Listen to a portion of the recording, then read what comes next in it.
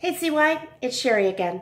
Today I want to talk to you about Peter, one of my favorite disciples. He was one of Jesus' trusted confidants, and Jesus was absolutely adamant that he was going to found his church with Peter. At the end of Jesus' life, just before he goes back to heaven, he says to Peter, "Peter, do you love me?" And Peter says, "Yes, I love you, Lord." And then Jesus says, "Feed my sheep." And he asks Peter this 3 times. And Jesus is asking with his heart, "Do you love me?" And Peter is answering with his mind, "Yes, I love you, Lord. Of course I do." But what he failed to recognize is he needed to love Jesus with his soul. In those days, they thought that your soul was this actual thing right in the middle of your body, like right smack dab, about, where your rib cage meets your stomach. That's where your soul resided.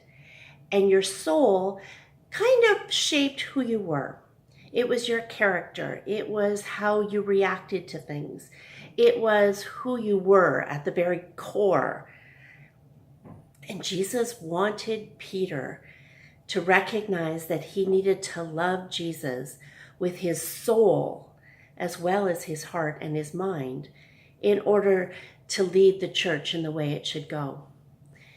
We read today in Acts about the very beginning of the early Christian church, and in it the Holy Spirit is poured out on the disciples, onto their hearts and their minds, and yes, their souls. And this is how the church started. And we read in Acts 2, not only did people were converted, but they took it very seriously. Their moral compass in their soul was influenced by the Holy Spirit so that they shared everything in common with each other. They made sure that their friends and their neighbors and their converts were fed and housed. They sold everything and gave it to those who had need. I'm not sure we would do that today. Peter, he was one of Jesus' disciples that always asked the questions. He also was one of the disciples that didn't always get it right. He messed up from time to time, and I think we all do. I'm a pastor, and for me in ministry, I think I mess up a lot.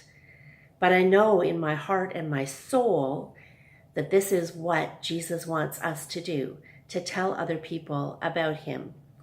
And so that part of me resonates really, really well with Peter.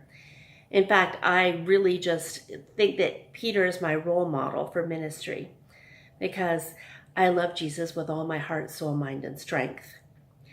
But I also go and feed his sheep in literal and figurative ways.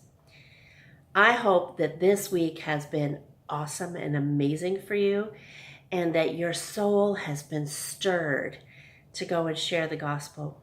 Keep it with you. See ya.